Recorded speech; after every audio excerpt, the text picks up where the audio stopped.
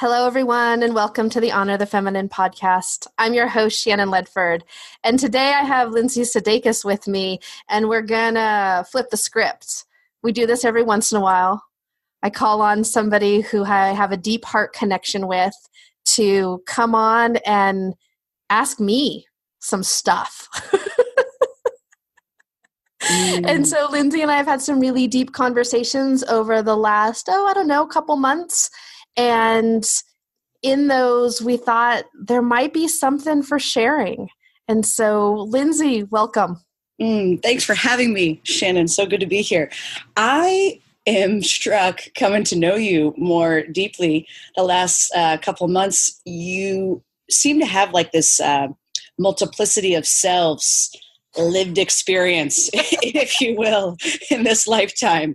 And just kind of like help me understand a little bit, like after college, you like sojourned like to lots of different places around the world. And feel me? You feel me on like your multiplicity of selves? Like you show up with an incredible amount of lived experience and you're plenty young. It's like you're like 97 years old, given all that you've been up to, and you're not 97.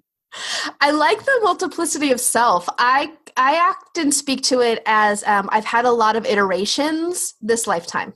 Awesome. And so, after small liberal arts college in California, I did go to law school in DC. Right. And and did like human rights law or something? Because what did you? Oh no, that's the funny story. I went to law school to be a human rights lawyer, and I ended up, because of the way big law schools track you into paths, I ended up being a corporate lawyer in Manhattan. Now, this was a big thing for me because here I was literally a farmer's daughter from rural California. And then here I am working in Midtown on Fifth Avenue, doing the whole thing. And there was that part of it that was like proving that I could. Just so I could be like, oh, I don't really want to do this anymore. This is temporary. This is for a season. But I needed to know that I could. Like on a soul level, you needed to know you could, or like a psyche level? Like on an ego level. It was an ego level. There was this story that if you started out in nonprofits, like if I'd gone into human rights work and gone the nonprofit route, you can't then move from that route over here to the corporate fast lane. Okay. So, but you could move from the fast lane over to the nonprofit. So like I didn't want to miss my there was this false story about missing my opportunity. Now, I'm really glad I took that path because of what it unfolded for me. But, and the way I got to know myself and the financial backing it created for the travel that came after that. But I was young. I was 25. I went to law school right out of college, sort of 22 to 25. And, but I knew there was a little something off when because I'm 43, I'll be 44 in April. I graduated law school in 2000. And the landscape was like completely different 18 years ago. The dot-coms were booming. They were looking for anybody with two hands and half a brain to actually come to the law firms because many of those people had gone to work.com. So I was in a position to do a summer internship after my second year of law school. Law school's 3 years. Then I went back for my third year of law school and they offered me a job. And I said, I will take that job. But while everyone else is starting in October, I'd like to start in February because I'm going to go backpack South America for 4 months. You're, as a lawyer, you're going to go backpack, like to go practice law in South America or to just go practice life? Practice life. Okay. Yeah. So it was, I took the bar in New York in August. I left beginning of September. I returned back end of December, went home to California for the holidays, and then started working at the beginning of February. And they were fine with that. You were allowed to do that. I was in the driver's seat because of the way the economy was and the way things were. Oh, wow. It's different now. Yeah, it's different. Right. Wow. And where'd you go in South America? all over Oh, yeah. So my boyfriend at the time and I flew into Peru, and we, hiked the Inca Trail, and we went up to Ecuador and went out to the Galapagos, and then he had to go back and go to work. Yeah, might as well. Yeah. Yeah. And I didn't. And so, but I'll tell you, I was in Quito, Ecuador. We'd gotten back from the Galapagos. I'd taken him to the airport that morning early, and I sat in the hostel room all day, afraid to leave. And I ran out and got food that evening, and I got up the next morning, and I looked at myself in the mirror, and I said to myself, you either got to get over this fear, like step over the being on your own out in the world in a foreign place, or you know how to get to the airport, so get yourself back there and go to work. Huh. And so instead I went to, I guess it was Riobamba. I sat on top of a train and went down the Devil's Peak there. You sit on top of the train. I was with the Ecuadorians. It was really cool. Wow. And I never really looked back in some ways. Like I went to work, and I worked for 2.5 years in Manhattan through 9/11. Oh, wow. Working as a lawyer. And where were you when 9/11 happened? In Midtown, in my office. Oh, my. And my boyfriend at the time, their office was downtown. Oh, wow. Yeah, like they couldn't get into their office for months. So Yeah, so we lived through that. And when 9/11 had happened, could you sense the shift that was going on in New York City at that time with all the hearts and yeah, there was a different level of humanity. I ended that relationship at that point because two things happen when there's something big like that. People got married, they had babies, or you left things that were not working. Oh, wow. And so I left a relationship that just wasn't working and hadn't worked for a long time, but I had been, white knuckling it. Right. And then shortly after that too, that was when you left like corporate law in general. Yeah. So not only your relationship with this person, but also your relationship with like this identity, would you say, as a lawyer? Sure. Yes. Right. Yeah.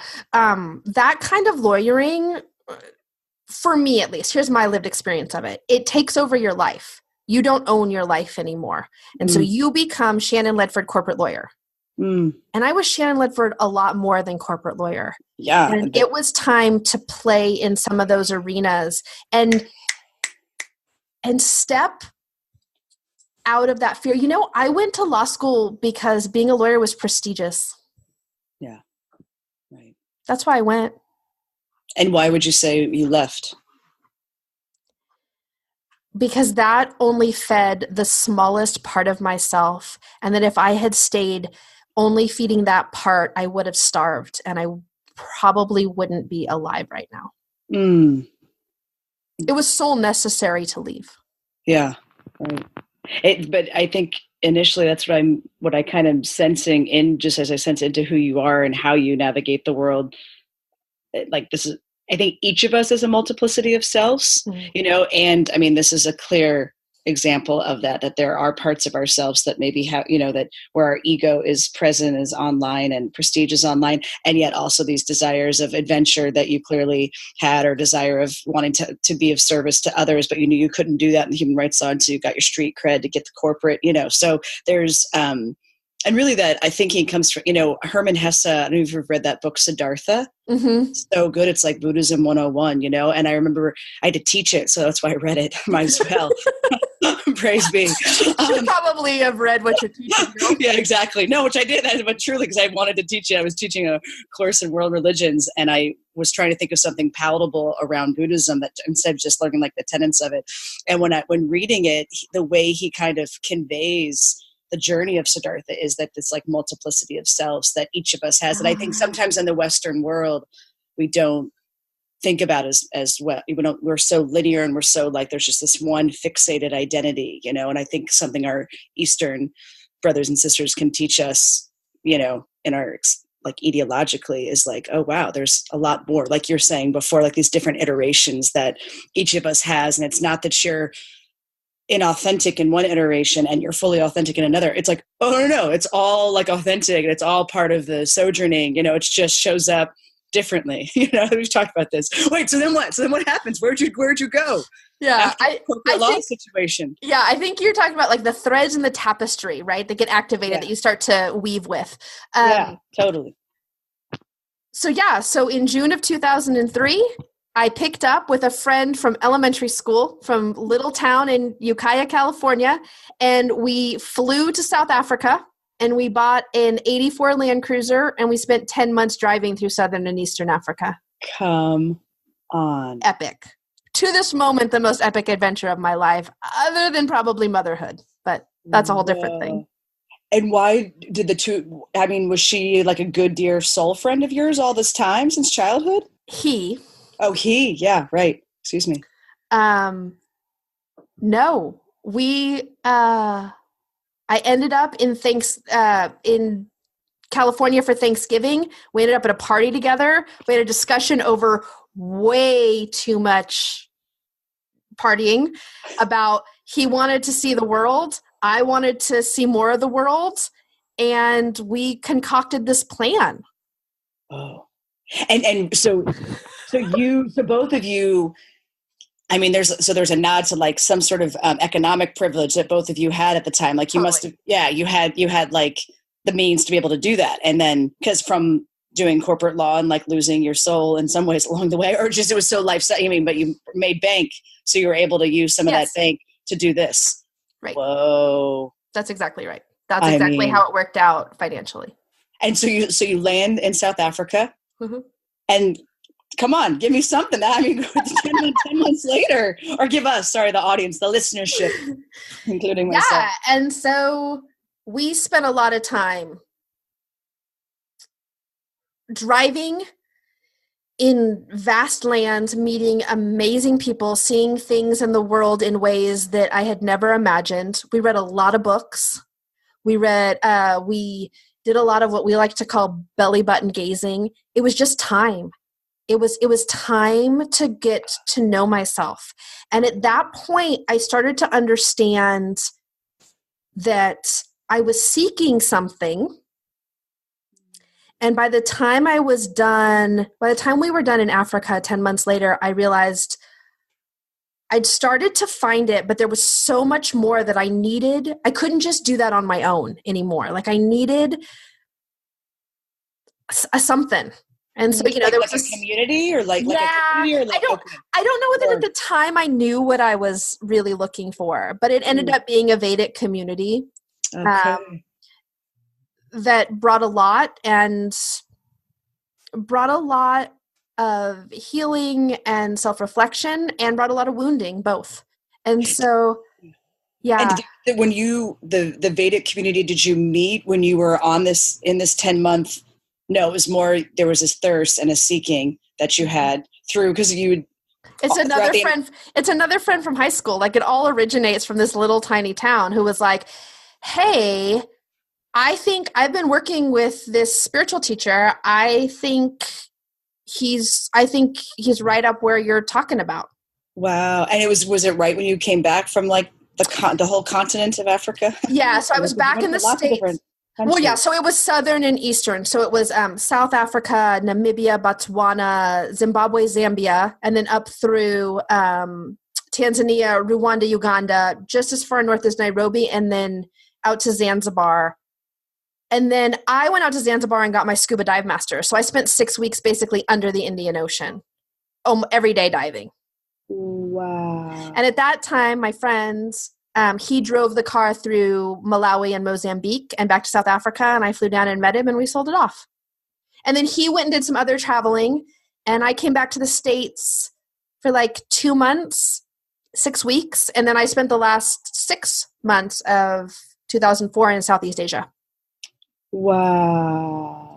And through all of that, I started taking pictures. I'd always been an amateur photographer, and so I created a business where I would sell my travel photography.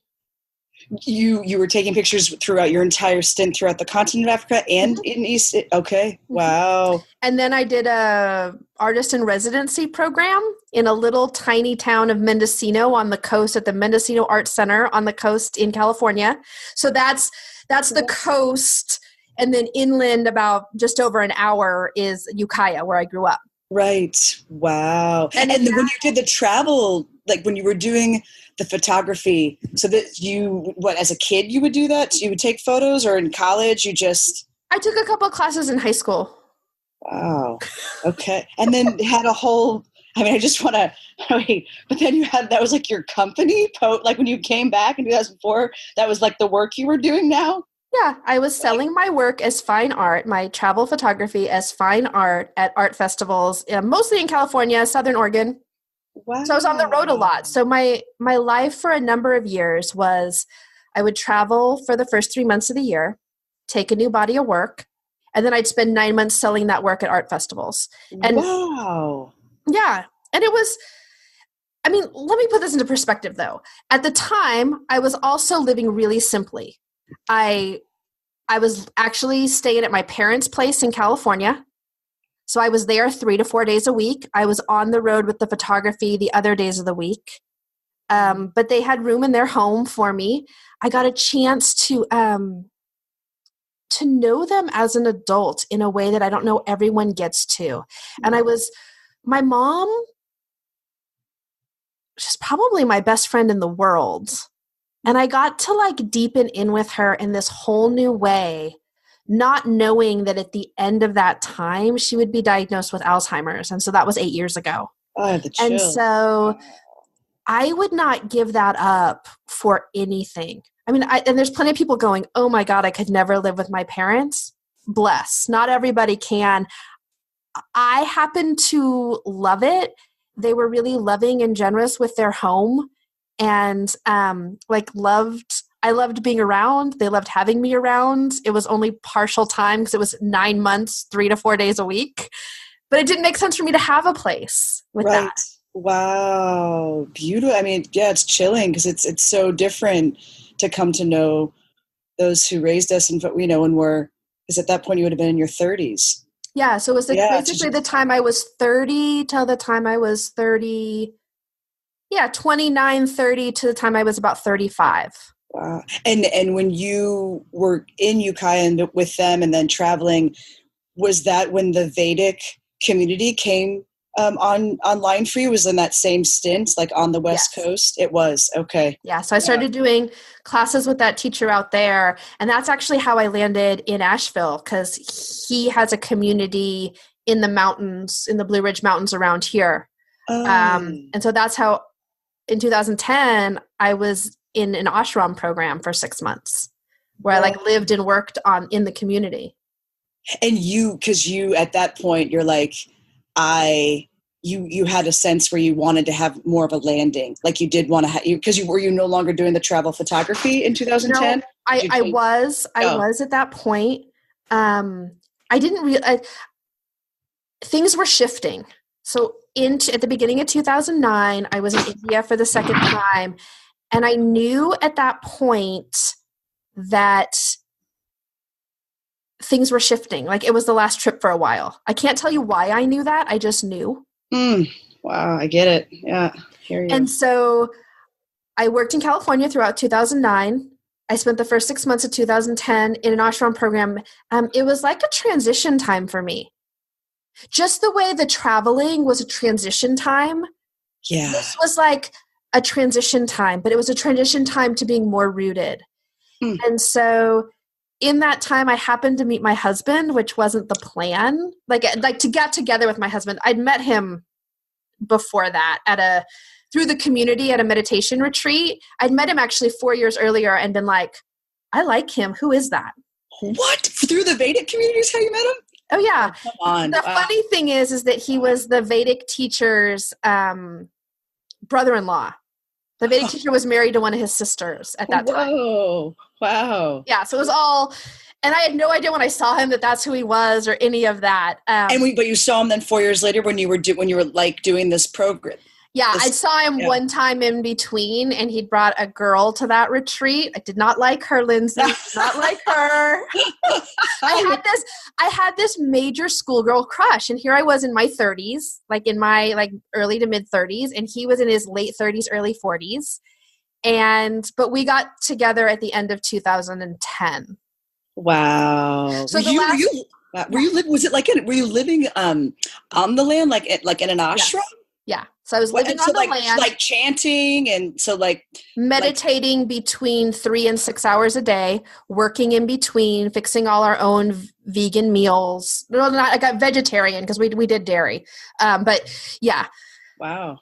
And there was a community of us.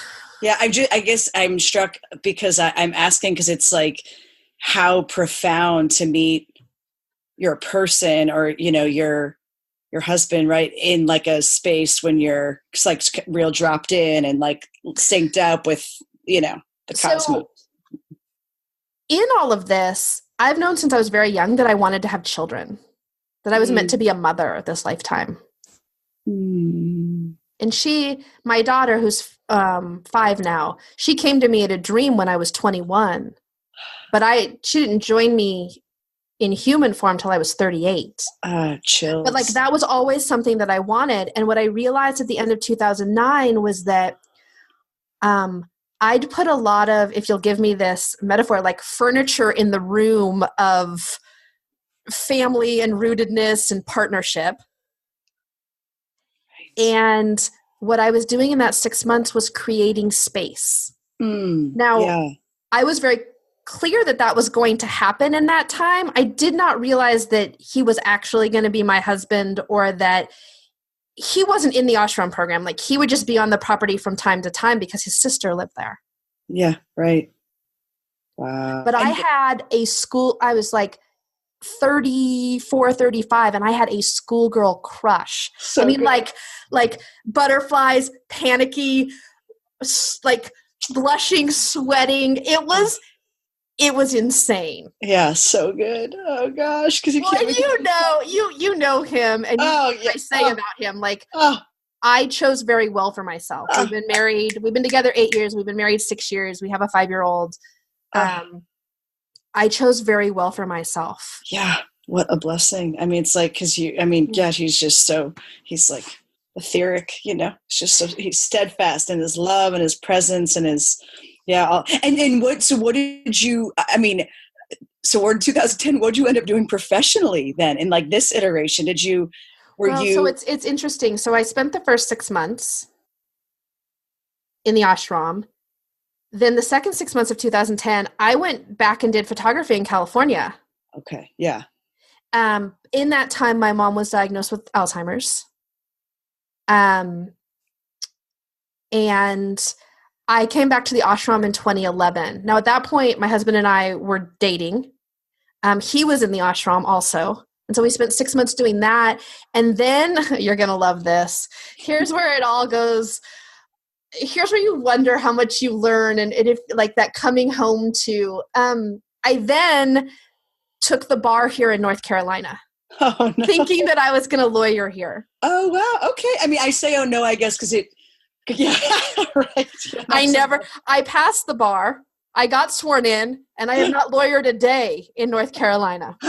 Dude, I'm laughing so hard because I'm curious if this was another moment of what was the word you used earlier? Was it your prestigious archetype that was coming forth for you at that, or you just maybe being more pragmatic? It was more pragmatic. Okay. It was more pragmatic, and I was being pushed by some forces that did not have my best interests in mind, that I thought did and didn't. Okay, right. Yeah. So you're right. I hear you. Yeah.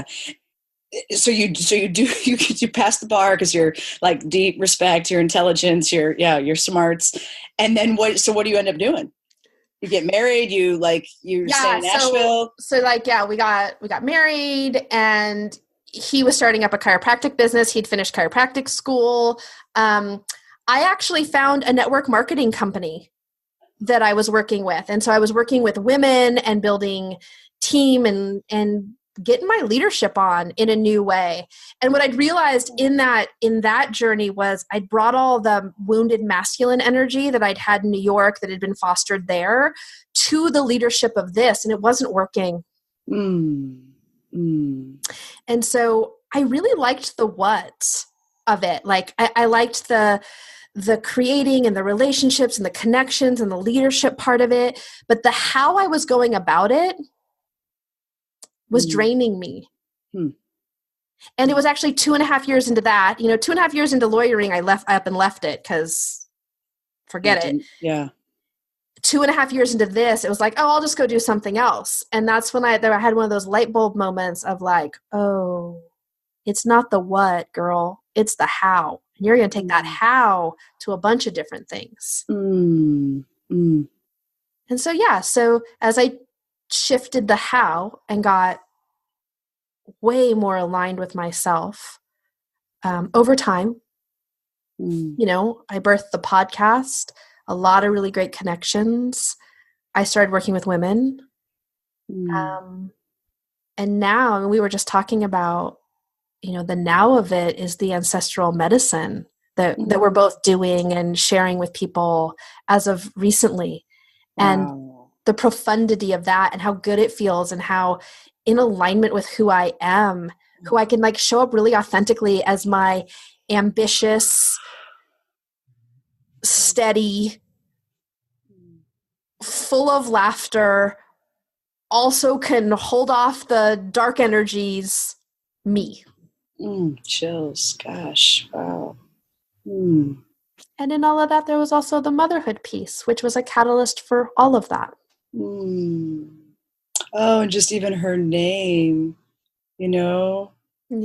Right. We don't share her name publicly like this. Yeah. Yeah. Right. Yeah. Right. Yeah. We give her space so that she can share and speak her name into the public realm as she sees fit. Yeah, respect. Yeah. Lucky me for knowing her personally. Well, and my daughter, she's a presence. And I wonder why. I wonder how that could have, how could that have been? Right? It comes by, honestly. It's funny. Today, her teacher sent me a text and a video. She says, when Satyana has a hard time, there's her name. There she is. When she has a hard time being in the classroom, I have her build a labyrinth and walk it. Oh, come on. Stop. It's like, because what I have her build a labyrinth and walk it, which I have no doubt that your people, your own blood ancestors were probably... Their spirit telling us. We're probably doing that though, right? That walking a labyrinth. That ringing, the phone ringing, like that spirit being like, yep, you're on it. That's right. That was us. Ooh, so good. Wow. That's profound. Because she's, being flesh of your flesh and bone of your bones of all the grandmothers and all the grandfathers of and with your mom too in this current moment, with all of this, where you're at in this, like when you said before, like the now that you're in. Which is interesting because I've gone really quiet in my community. I've gone really quiet. So there's probably a moment here where I'd like to pause and share a little bit about what's gone on this year. I joined you for the Shame Game series, like through the beginning of the summer. And just to wrap that a little bit, I did relinquish my New York law license. I got the decision and order of voluntary resignation on May 15th. And I thought that was going to be this huge relief. And it was a bit of an untethering that I wasn't expecting. And as there was this untethering and stepping into the ancestral work, my mom started to get really agitated and her Alzheimer's started to, she started to really actively die starting in June. Where the Alzheimer's had been, we'd watched decline through those years. She really entered a space of actively dying. And And so between June and now, as we're recording at the beginning of November, there has just been a lot of upheaval for our family. And it's just felt really, really important for me to show up in California with them monthly. That's what it's turned out to be. That's not exactly the plan, but that's how it turned out. And we moved my mom to a memory care unit where she's really well taken care of. And in doing that, my dad, because he'd taken on so much stress, is what I feel. He had an infection in his body and has had a surgery now and is looking at another surgery, and he's been in a real healing process from that. And so there has been a lot of coming together in strength of our family between my father and my sister and I, and in particular my sister and I. She has taken on so much of the day-to-day, and our relationship has shifted and strengthened in all of this, which I'm very grateful for, although I do not wish the last 6 months on anyone. It's been really hard and excruciating in moments. And yet I also it's also been moments of great strength and beautiful joyousness that I can find. And what I'm learning for me is to really know what both and is about. And to know that even as the energy is wobbly, that I can find my groove in moments within that uncertainty. And so within the last week, we've called in hospice support for my mom. And yeah. And so there's just been these huge, huge shifts that,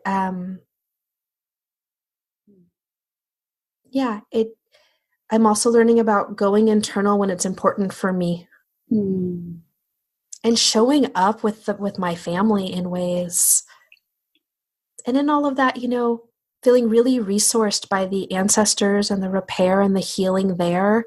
And I've never felt more supported by those that are here with me in this earthly realm, and then those in the unseen. So I have this really deep intention that my mom knows how deeply loved she is. And I know she does. And that she also knows how well met she will be by her ancestors as she makes that journey.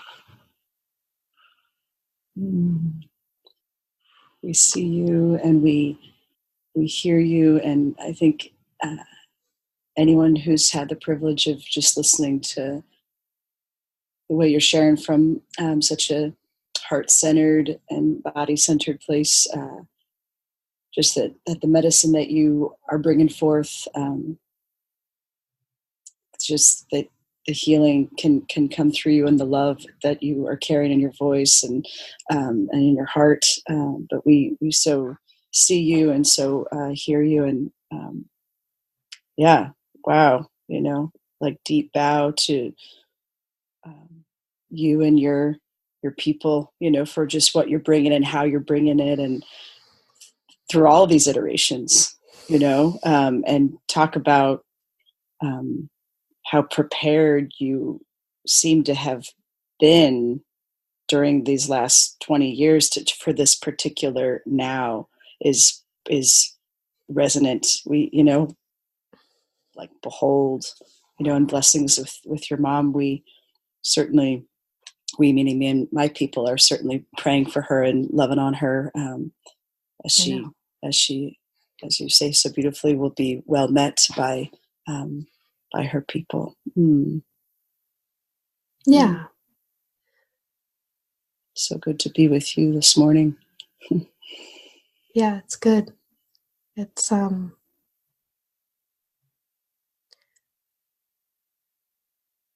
there's waves of grief, and yet I also feel really settled. Yeah, both and. Yeah. So, yeah, I think one of the last things to say is in 2018, many of of my community know, I pick a word each year, and I often hold that word pretty close. I don't talk about it publicly until this time of the year, actually, as it gets to the end, like as it's has played itself out pretty good. And so my word for 2018 was surrender. And wow. Chills. Wow. Surrender worked me this year. It did. Mm. And I'm stronger and braver and sadder for it. All of it, Mm-hmm. Mm. All of it. All of it. I want all the things, Lindsay. That's part of all these iterations. And you know what I'm finding? Oh, and I'm just realizing as we're doing this is why we do these things, y'all.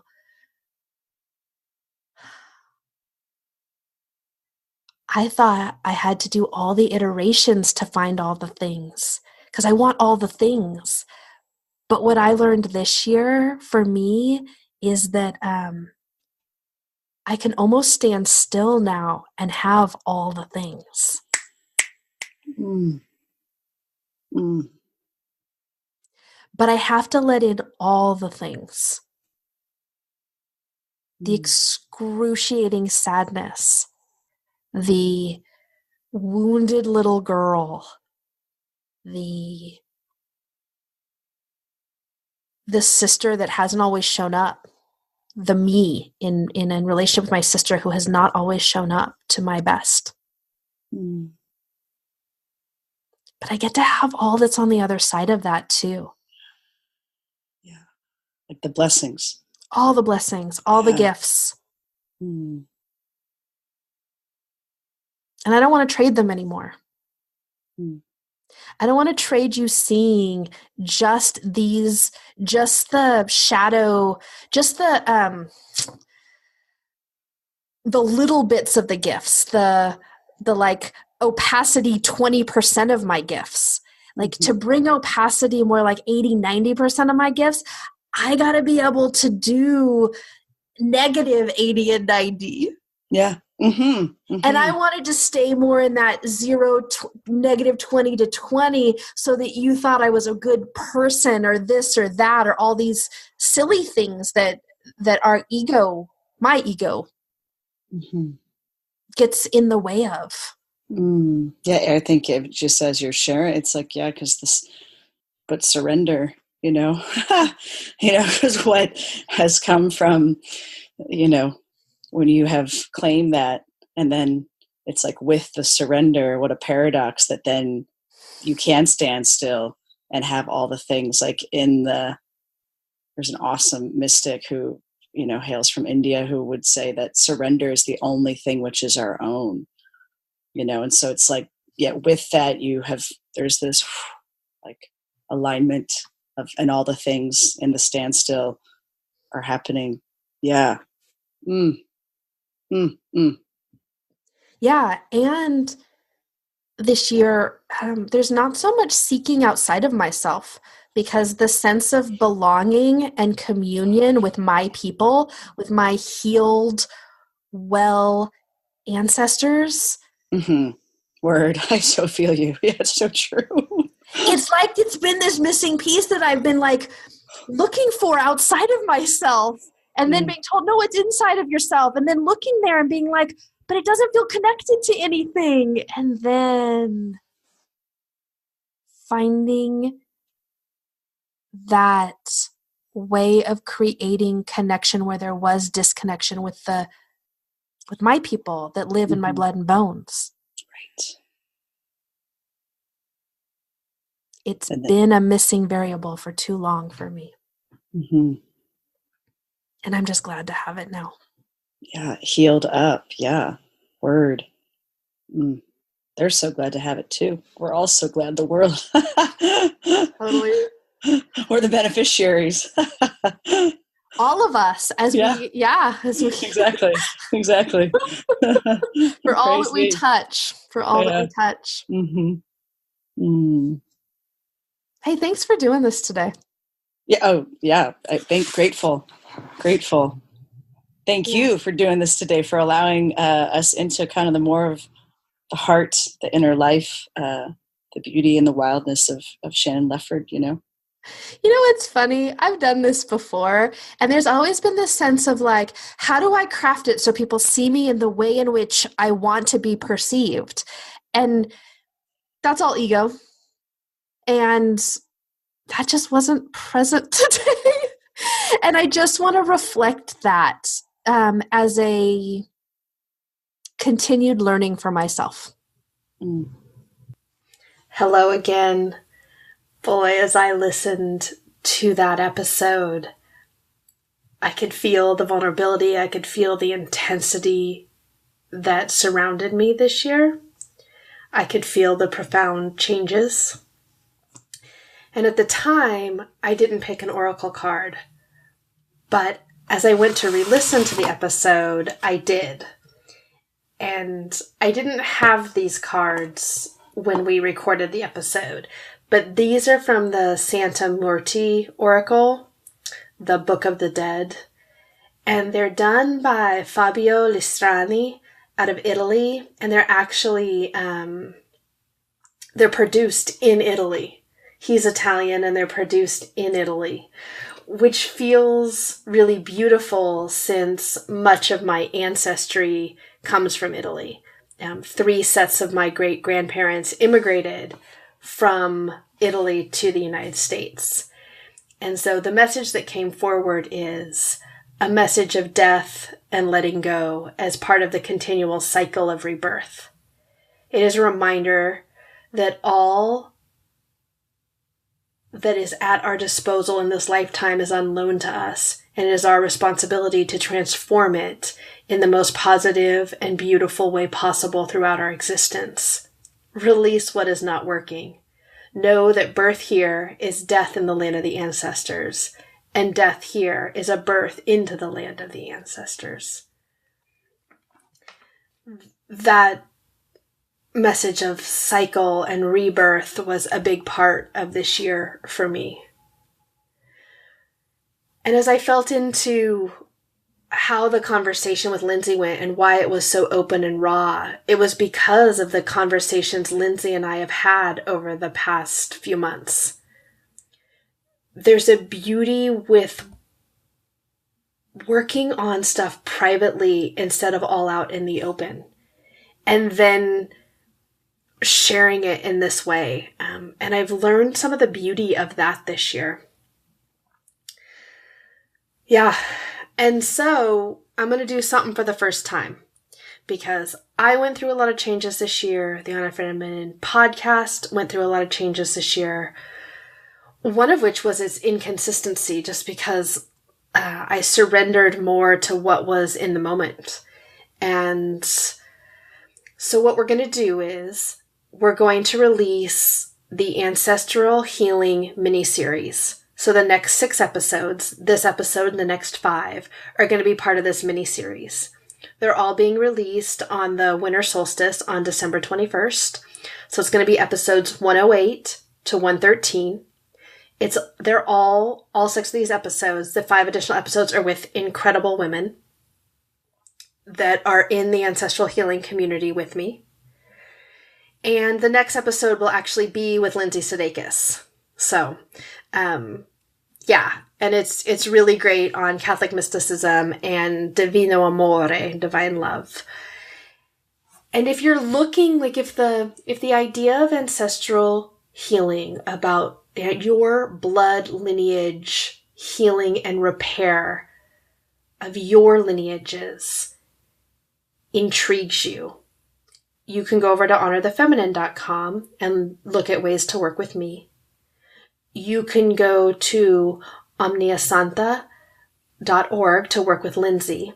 And all of these links will be in the show notes. Or you can work with anyone within the Ancestral Healing miniseries. They've all been trained in the same work.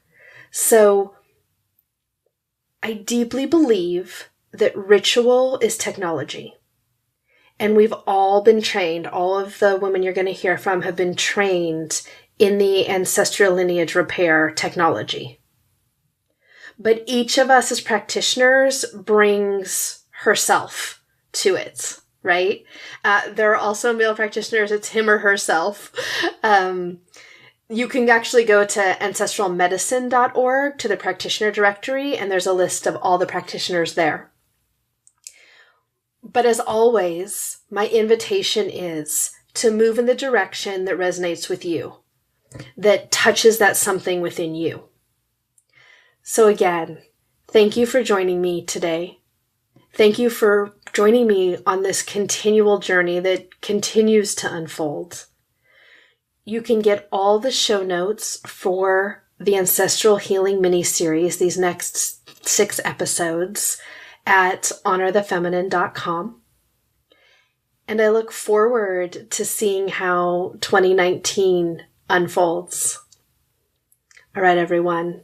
Blessings.